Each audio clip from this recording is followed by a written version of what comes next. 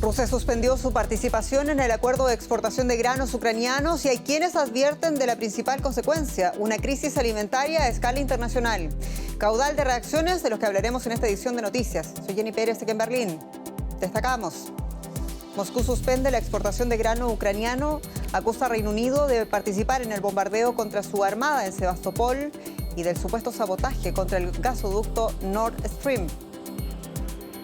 Las celebraciones de Halloween se convierten en una tragedia en Corea del Sur. Al menos 149 personas murieron y más de 150 resultaron heridas tras una estampida humana en Seúl. Y horas de alta tensión en la antesala del balotaje presidencial en Brasil. Violencia política y un último debate entre Bolsonaro y Lula dirigido a los indecisos. Ampliamos los detalles con nuestro enviado especial a Sao Paulo.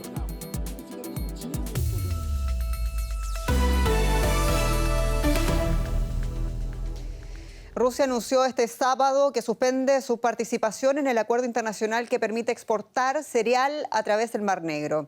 El ministro ruso de Defensa, Sergei Shoigu, dijo que la medida es la respuesta a un ataque masivo de drones contra su flota en Rada de Sebastopol, Crimea. El Ministerio de Exteriores ucranianos acusó a Moscú de usar un falso pretexto para suspender el pacto de exportación de cereales. Este acuerdo de exportación del grano se firmó, recordemos, en julio pasado entre Naciones Unidas, Rusia, Ucrania y Turquía. Desde entonces, 9 millones de toneladas de cereales ucranianos han ingresado a los mercados globales. Tras el anuncio, la ONU urgió a preservar el acuerdo en un comunicado. Y la Casa Blanca acusó a Vladimir Putin de utilizar el hambre como instrumento de guerra. Escuchemos a Joe Biden. Es realmente indignante. Va a aumentar el hambre. No hay razón para que hagan eso. Están siempre buscando alguna causa para decir que la razón por la que hacen algo indignante es porque Occidente los obligó. Es indigno lo que están haciendo. La ONU negoció ese acuerdo. Y no se debería hablar más. Un anuncio de Rusia que genera naturalmente inquietud internacional y queremos ampliar la perspectiva. Lo hacemos con el periodista Andrés Maurenza en Estambul. Andrés, saludos. Y bueno, la primera pregunta es ¿por qué Rusia ha tomado esta decisión? Bien, el acuerdo que estaba firmado este verano tenía una vigencia de 120 días, así que el 19 de noviembre debía renegociarse una prórroga. La ONU estaba presionando a Rusia, que ya había manifestado antes de hoy en varias ocasiones su disconformidad de cómo estaba funcionando y aunque ahora alega que son razones de seguridad, que no puede garantizar la seguridad de la navegación en el Mar Negro después de este ataque, la realidad es que probablemente Moscú siente que no está sacando ningún beneficio de este pacto, mientras Ucrania sí lo está haciendo. De hecho, se había pactado también retomar la exportación de fertilizantes rusos y esto no ha ocurrido de momento, entre otras cosas porque la principal tubería para la exportación pasa por territorio ucraniano y Kiev no quería que se retomase. Putin también se ha quejado de que los cereales no van a los países más afectados, sino a los más desarrollados, y en cierto modo es verdad, cerca de la mitad del cereal que ha salido de Ucrania a través de este corredor va a Europa y solo un 35% a Asia y África, pero fuentes europeas nos han explicado que lo que ocurre es que buena parte de este cereal que viene a Europa luego es reexportado especialmente al norte de África y a países de Asia. De hecho, me decía esta fuente que este año la Unión Europea ha reducido su importación de cereales ucranianos respecto a anteriores años y de hecho está exportando más a países de Asia y África. Un largo camino para un producto que es de vital importancia. Aquí se habla todo esto, Andrés, como comprenderás, de una crisis en ciernes, pero ¿es una crisis a escala global realmente? Bueno, hasta ahora habían salido ya más de 9 millones de toneladas de cereal, que es casi la mitad del cereal que estaba bloqueado en Ucrania desde el inicio de la invasión rusa. Es decir, que que estaba funcionando muy bien, y de hecho aquí en Estambul, donde está el centro de monitorización, hay enormes filas de buques que están esperando a que se les autorice la entrada en el Mar Negro y en el corredor ucraniano. Es decir, como digo, estaba funcionando realmente bien, y los expertos consideran que esto había tenido un efecto positivo porque había servido para aliviar el alza de precios, a reducirla incluso un poco.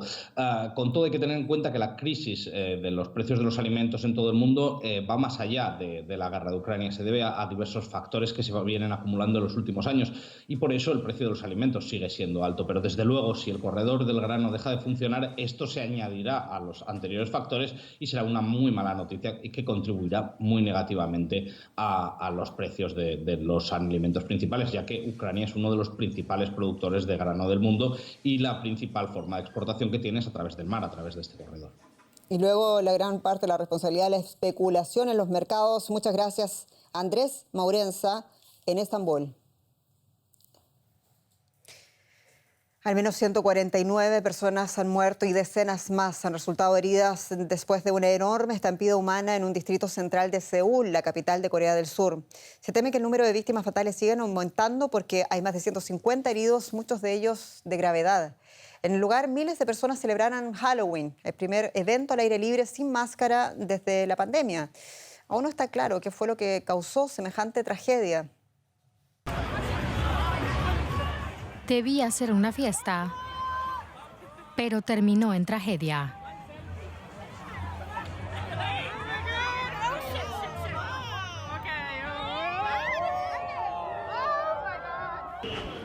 Tras de 2 años de restricciones por la pandemia de coronavirus, una trágica estampida en el centro de Seúl empañó la celebración de Halloween. Poco antes de la medianoche, hora local del sábado, decenas de personas cayeron simultáneamente inconscientes. Las autoridades todavía tratan de averiguar lo sucedido. Los equipos de emergencia intentaron reanimar a las víctimas. La mayoría sufrió un paro cardíaco. Estaban tendidas en las calles.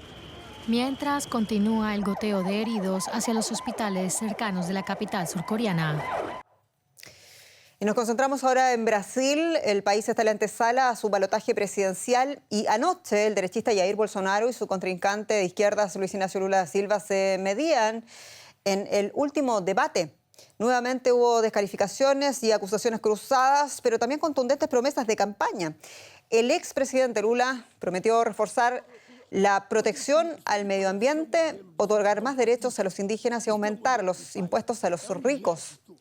Bolsonaro, en cambio, prometía estabilidad, una mayor lucha contra la corrupción y volvió a criticar al movimiento de los sin tierra en un intento también por convencer a los agricultores de Minas Gerais, uno de los estados clave junto a Río de Janeiro y Sao Paulo, en los resultados de mañana domingo. Y nuestro enviado especial a Sao Paulo recogía en las calles impresiones de los ciudadanos. Escuchemos. Es imposible para mí apoyar al gobierno actual de Bolsonaro después de haber trabajado con los pacientes de COVID y de haber visto que se pudieron hacer muchas cosas y que no se hicieron por culpa de este gobierno. Voy a votar por Bolsonaro porque creo que el país está yendo bien y él debe continuar en el gobierno por 4 años más. Y después que continúe este proceso de crecimiento con otra persona que tenga el mismo pensamiento que él. Cualquiera menos Bolsonaro no tiene las más mínimas condiciones, no tiene capacidad ni para ser conserje de edificio, con todo respeto por los conserjes. No tiene capacidad para administrar una panadería ni para dirigir el tránsito en esta esquina. Él no quiere hacer nada, no hizo nada en 4 años. Entre él y Lula, por todo lo que Lula hizo en los últimos 16 años, su encarcelamiento y las cosas que se probaron que hizo, yo prefiero a Bolsonaro. Yo no voy a votar ni por Bolsonaro ni por Lula. Voy a anular mi voto. Porque no veo condiciones para gobernar ni en uno ni en otro. No me gusta mucho Lula, pero no puedo votar por Bolsonaro. No me identifico con su discurso y creo que Brasil necesita cambiar. Cambiar de esa dirección hacia algo más de centro. No creo que a la izquierda, pero hacia algo más de centro, más moderado. Opiniones divididas y el resultado del último debate del que queremos hablar también con nuestro enviado especial a estas elecciones, Isaac Risco, colega desde Sao Paulo. Isaac, saludos. Y bueno, tras el último debate y también con los actos de cierre de campaña, ¿qué tan abierto sigue el resultado de las elecciones de mañana domingo? Hola Jenny, bueno, el resultado parece más incierto que nunca y la distancia entre ambos candidatos es la más ajustada que ha habido en ningún momento de estas 4 semanas que han transcurrido desde la primera vuelta y el balotaje de este domingo. Así lo muestran todas las encuestas serias. Una de las últimas publicada este sábado muestra que Lula da Silva tendría un apoyo del 51,1% frente al 48,9% que alcanzaría Bolsonaro. Esos son alrededor de 2 puntos porcentuales que está en el margen de error. Eso indica que no se puede predecir lo que va a pasar este domingo. Respecto al debate, hay la impresión general de que no va a tener un impacto en la intención de voto de este domingo porque ambos candidatos se dirigieron sobre todo a sus propios electorados, a esos votantes ya movilizados por una u otra causa y menos a los grupos de votantes indecisos, ¿no? También hay cierto consenso entre los expertos de que Lula fue mejor, de que ganó el debate, pero que ambos centraron mucho sus mensajes en ataques mutuos, en insultos incluso, y menos en intercambiar propuestas sobre el futuro de Brasil. Como ha sido la tónica en todos estos actos de campaña, Isaac, ante la prensa brasileña, Bolsonaro también reconocía que va a acatar el resultado y lo dijo en un clima, sabemos, de extrema inquietud tras el asesinato anoche del tercer seguidor de Lula da Silva en esta campaña electoral. ¿Qué tan protegida está la democracia brasileña para mañana? Bueno, y esa es la gran interrogante que hay en estos momentos, poco antes de que abran las urnas en la democracia, en la principal democracia de América Latina, la más grande, ¿no? Sin ser alarmistas, pero si se confirman esos temores de que Bolsonaro pueda no reconocer una posible derrota electoral y que aliente a sus seguidores a salir a las calles a desconocer los resultados, eso sería el mayor desafío para la joven democracia brasileña desde el regreso de la democracia en 1985. Nunca antes había habido un mandatario que desconozca los resultados electorales, un mandatario en ejercicio, ¿no? El Tribunal Superior Electoral, que es la principal autoridad electoral en este país, está haciendo un trabajo muy acucioso, muy transparente, con muchos esfuerzos por explicar todas sus decisiones, incluso decisiones difíciles como sacar del aire propaganda electoral por considerarla maliciosa, tendenciosa, incluso que contenía noticias falsas, ¿no? Hay que decir quizá también que el sistema de voto electrónico que tiene Brasil desde hace muchos años es considerado fiable y no hay hasta ahora ningún indicio de que sea manipulable. Yo he estado en elecciones en este país en el pasado y recuerdo que antes que surgiera Bolsonaro y antes de que esas acusaciones de fraude que él ha venido repitiendo el último año y medio, el sistema de votos, de conteo de votos brasileño era elogiado internacionalmente por su rapidez y fiabilidad, ¿no?